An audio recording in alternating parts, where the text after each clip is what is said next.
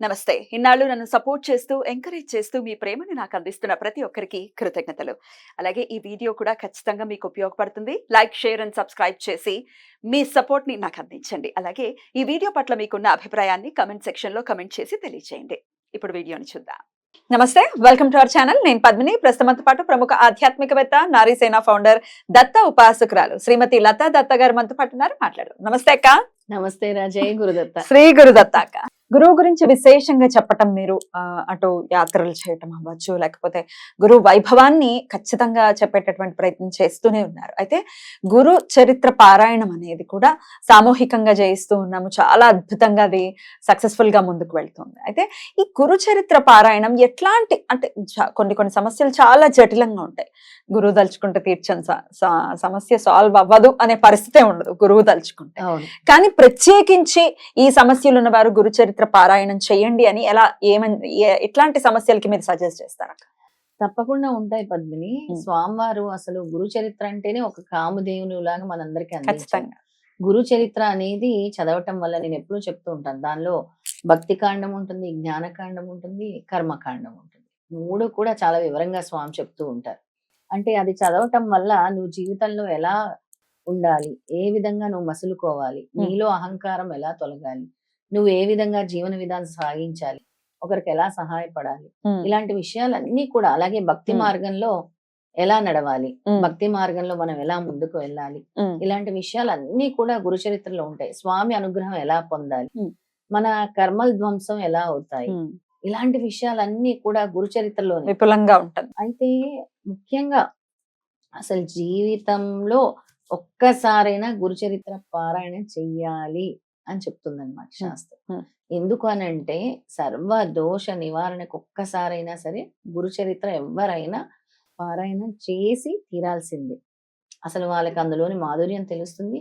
అసలు అది చేయటం వల్ల కూడా వాళ్ళ ఏవైతే అసలు దోష నివారణ కోసం ఒక్కసారి పారాయణం చేయాలని కూడా మన సనాతన ధర్మం చెప్తుంది. ఇక ముఖ్యంగా చాలా మంది ఉద్యోగాల కోసం మాకు ఉద్యోగం రావట్లేదు అని అంటూ ఉంటారు. వాళ్ళందరూ కూడా గురు చరిత్రలో 18వ అధ్యాయము చదువుకుంటూ ఉంటారు. అయితే ఈ 18వ అధ్యాయం చదివినా కూడా మాకు ఉద్యోగం రావట్లేదు అనేవాళ్ళు 4 ఏకాదశులు ఉదయం నుంచి సాయంత్రం వరకు ప్రయత్నించండి. ఎప్పుడైనా సెలవు దినాల్లో ఆ గురు చరిత్ర బుక్ చదవండి. అంటే కంప్లీట్ చేయండి. ఆ ఏకాదశి నాడు మొత్తం అన్ని అధ్యాయాలు చదివేయాలి. అన్ని అధ్యాయాలు గురు చరిత్ర పారాయణం సాధ్యపడుతుందా? సాధ్యపడుతుంది ఖచ్చితంగా. నా స్నేహితురాలు 1008 సార్లు తన సంకల్పం పెట్టుకుందని. కంప్లీట్ అయిపోయిందా? ఇంకా దగ్గరలో ఉంది. ఖచ్చితంగా తనని తీసుకురావాలి కూడా. మీరు అంటూనే ఉన్నారు. సో సాధ్యపడుతుంది. పొద్దున్న నుంచి మొదలు పెట్టుకుని, అంటే మధ్యలో లేవటం, ఏదైనా టీ కాఫీలు తాగడం, టిఫిన్ తినడం అట్లాంటివి చేయొచ్చా? అలాంటివి చేయొచ్చు. ఎందుకు తెల్లవారే ఒక్కరోజు తెల్లవారే 4:30కి లేస్తే మాక్సిమం అసలు నాకు తెలిసి ఆఫ్టర్నూన్ వరకే అయిపోతుందా? అలా ఇంట్రెస్ట్ ఉండాలి గాని ఖచ్చితంగా అయిపోతుంది. అలా 4 ఏకాదశులు ఎవరైతే పొంగలి బెల్లంతో చేసి గురువు గారికి నైవేద్యంగా పెట్టి 4 ఏకాదశులు ఎవరైతే చేస్తారో ఉద్యోగం రాని వాళ్ళ కోసం చెప్తున్నాను. ఖచ్చితంగా ఉద్యోగం వస్తుంది. 2 నెలల్లో 4 ఏకాదశులు అంటే 2 నెలల్లో ఖచ్చితంగా ఉద్యోగం వస్తుంది. 100% వస్తుంది. చేసి చూడండి. ఇంకా గురువు గారు చెప్పాను కదా, గురువు గారు తలుచుకుంటే క్షణంలో మీ చరిత్ర మార్చేస్తారు. ఎప్పుడు చెప్తుంటారు. అలాగే ఈ నైవేద్యం కూడా అదే పెట్టాలి. బెల్లంతో చేసిన పొంగలి పెట్టాలి. 4 ఏకాదశులు చేయాలి. అలాగే పెళ్లిళ్ళు, మాకు అసలు ఇన్ని సంబంధాలు చూస్తున్నా కుదరట్లేదు, పెళ్లి అవ్వట్లేదు, అసలు ఏం చేసినా అవ్వట్లేదు అన్న వాళ్ళు కూడా 8 షష్ఠులు గాని 8 చతుర్దశులు గాని, చతుర్దశి తిథి వస్తుంది కదా, ఆ రోజు గురు చరిత్ర పారాయణం చేయాలి. ఇప్పుడు వాళ్ళకి ఈ చరిత్ర మొత్తం నేను చదవలేనంటే చిన్న పారాయణాలు ఉంటాయి, నేను చూపిస్తాను. అలాంటిదైనా మీరు తెచ్చి చదువుకోండి. ఒకసారి చూపించండి. నేను చూపిస్తాను. మా వల్ల అవ్వట్లేదు, మేము ఆ పెద్ద బుక్ కంప్లీట్ చేయలేమంటే ఇలా ప్రయాణంలో కూడా పారాయణం చేసుకోవచ్చు. అద్భుతం. ఇలా ఏకాదశి రోజు కూడా ఇది పారాయణం చేసుకోవచ్చు. ఇది దొరుకుతుందాక పూజా స్టోర్స్ అట్లా? దొరుకుతుంది.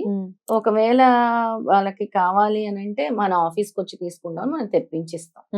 దొరుకుతుంది. మాక్సిమం పూజా స్టోర్ లో, క్షేత్రాల్లో ఉమ్. దొరుకుతాయి. ఉమ్. నిత్య ఎవరు పారాయణం. రాసింది? ఇది ప్రయాణంలో పారాయణం చేసిన గ్రంథము. ఇది రాసింది ఇది శ్రీ గురు లీలామృతం. అని పేరు ఉంటుంది. శ్రీ గురు లీలామృతం అని ఉంటుంది. ఇది రాసింది రాజమండ్రి వారే. ఇది గొల్లపూడి వీరస్వామి వారు వీళ్ళవి పంచాంగాలు అవి కూడా వస్తాయి. వస్తాయి వీళ్ళవి. కోటగుమ్మం రాజమండ్రి చాలా ఫేమస్ అండి. అయితే ఇలా శ్రీ గురు లీలామృతం ఇది కూడా చేసుకోవచ్చు. ఇది కూడా చేసుకోవచ్చు. అంటే ఇందాక అడిగావు కదా, అవుతుందా అక్క రోజంతా అని. అలా ఇది చేసుకోవచ్చు. ఇది చేసుకున్న ఫలితం కూడా అలాగే ప్రయాణంలో కూడా పారాయణం చేసుకోవచ్చు. ఇది ఒక్కరోజు పారాయణం చేసుకునే గ్రంథం ఒక రోజులో కంప్లీట్ అయిపోతుంది. ఇది ఇలాంటివి చేసుకోవచ్చు. రైట్. అలాగా పెళ్లిళ్ళ కోసం షష్ఠి తిథులు. షష్ఠి తిథి ఎందుకంటే కుజుడు వల్లే కదా వివాహము. మరి నెలలో 2 షష్ఠులు వస్తాయి. 2 షష్ఠులకి చేసేసుకోవచ్చు. 2 షష్ఠులు చేసుకోవచ్చు. చతుర్థి రోజులు కూడా చేసుకోవచ్చు. చవితి నాడు కూడా, చవితి రోజు కూడా. ఎందుకంటే మనం చవితి రోజు విఘ్నాలను తొలగిస్తూ ఉంటాడు కదా విఘ్నేశ్వరుడు. శ్రీపాదం వల్ల కూడా అదే రూపం. ఆ రోజు కూడా చేసుకోవచ్చు. అలా 8 ఒకవేళ 8 షష్ఠీలు గాని 8 చవితులు చేసుకోండి. 8 షష్ఠులు కానీ 8 చవితులు కానీ. ఒకవేళ షష్ఠి ఎప్పుడు మొదలు పెట్టి మధ్యలో అడ్లు వస్తున్నాయండి అన్నప్పుడు చవితి నాడు చేసుకోవచ్చా? మళ్ళీ ఇప్పుడు ఫస్ట్ చవితి వస్తుంది, తర్వాత షష్ఠి వస్తుంది, అడ్డు వచ్చిందండి అనుకుంటే చేసుకోండి. అలా కూడా చేసుకోవచ్చు. మీ విఘ్నాలు తొలగుతాయి కదా. ఇంకా ఫాస్ట్ గా కూడా కంప్లీట్ కూడా. లేదంటే 4 చవితులు 4 షష్ఠీలు అదే అంటున్నా. బెస్ట్ కదా అది. అలా చేసుకోండి. అలా పెళ్లిళ్ళు తప్పకుండా అవుతాయి. పులిహోర నైవేద్యంగా పెట్టాలి గురువు గారు. పులిహోర నైవేద్యంగా పెట్టాలి. తర్వాత నేను చెప్పాను కదా, ఎవరికైతే గురుగ్రహ దోషం, ఇతర గ్రహ దోషాలు ఉంటాయి వాళ్ళు మన ఇక్రాల భరద్వాజ గారి గురుచరిత్ర పారాయణం ఒకసారి సప్తాహ పారాయణం చేసుకొని శనగల మాల తీసుకెళ్లి గుడిలో దత్తాత్రేయ స్వామికి వెయ్యాలి. అలాగే అక్కడ నేతి దీపాలు 2 వెలిగించి రావాలి. వాళ్ళకి ఈ గ్రహ దోషం నుంచి విముక్తి కలుగుతుంది. అద్భుతం. అయితే కొంతమందికి అక్క ఎంత మేము అనుకుంటున్నామండి స్టార్ట్ చెయ్యాలి అని, స్టార్ట్ చేయలేకపోతున్నాం. ఒకవేళ స్టార్ట్ చెయ్యాలి, గురుచరిత్ర పారాయణం చెయ్యాలి అనుకుంటే ఏదో ఒక అవంతరాన్ని రావటం, ఏదైనా అది చిన్నదవ్వచ్చు పెద్దదవ్వచ్చు, దేనికి సంకేతం? ఎలా మేము స్టార్ట్ చేయగలం అంటే ఏం చెప్తారు? స్వామి ఇంకా పర్మిషన్ ఇవ్వట్లేదు. అంటే ఇంకా కర్మలు ఉన్నాయి. దత్తాత్రేయ స్వామి గురించి గాని ఇలాంటి స్తోత్రాల గురించి గాని ఎప్పుడు తెలుసుకుంటారంటే పద్మిని, ముఖ్యంగా దత్తాత్రేయ స్వామి అంటే భయం ఎందుకు వేస్తుంది? అందరు అంటారు బాబోయ్ పరీక్షలు పెడతారు, బాబోయ్ పరీక్షలు. ఎందుకు పరీక్ష పెడతారు? నీలో సహనం ఉందా, నీలో ఓపిక ఉందా, నీలో భక్తి ఉందా అనే పరీక్షలు స్వామి తప్పకుండా పెడతారు. నువ్వు నిజాయితీగా భక్తితో చేస్తున్నావా పూజ లేదా అని కూడా స్వామి పెట్టకూడదు, మరి పెట్టాలి కదా. నీకు ఓపిక సహనం అంటే నువ్వు స్వామి ఇచ్చే ఫలితం కోసము ఓపికతో ఎదురు చూస్తున్నావా లేదా అనే పరీక్షలు కూడా పెడతారు. అలాంటి పరీక్షలు ఎన్నో అనుభవిస్తూనే ఉన్నారు, అనుభవించాలి కూడా. తద్వారా పాపకర్మ ప్రక్షాళన అవ్వడం కూడా జరుగుతూ ఉంటుంది. అయితే నువ్వు అడిగిన ప్రశ్నకు సమాధానం ఏంటి అంటే, మాకు పర్మిషన్ రాలేదు ఇంకా అంటే, వాళ్ళ ముందు దత్తుడి గురించి తెలుసుకోవాలి. దత్త నామస్మరణ చేయండి, ముందుగా సిద్ధమంగళ స్తోత్రం చదువుకోండి, అప్పుడు స్వామి పర్మిషన్ మీ గురు చరిత్ర వరకు వస్తారు. పారాయణం చేసే దారి మీరు చూపించాలి అని నేను ఇది చేస్తున్నా అని సంకల్పం పెట్టుకొని చేయండి, ఖచ్చితంగా స్వామి దారి చూపిస్తారు. అద్భుతం. అలా దారి చూపించాలి. గురుచరిత్ర పారాయణం అనేది సకల ఇంకా దోష నివారణలు ఖచ్చితంగా అవుతాయి. అలాగే ప్రత్యేకించి ఉద్యోగ సమస్యలు, వివాహ సమస్యలకైతే ఇప్పుడు రెమెడీ చెప్పున్నారు కాబట్టి ఖచ్చితంగా చేసుకుని గురువు అనుగ్రహాన్ని పరిపూర్ణంగా పొంది వాళ్ళ కష్టాల నుంచి బయటపడాలని మనస్ఫూర్తిగా కోరుకుంటూ చక్కగా వివరించినందుకు మీకు కృతజ్ఞతలక్క. నమస్తే. శ్రీపాదరాజం శరణం ప్రపద్యే. శ్రీ దత్తరాజం శరణం ప్రపద్యే.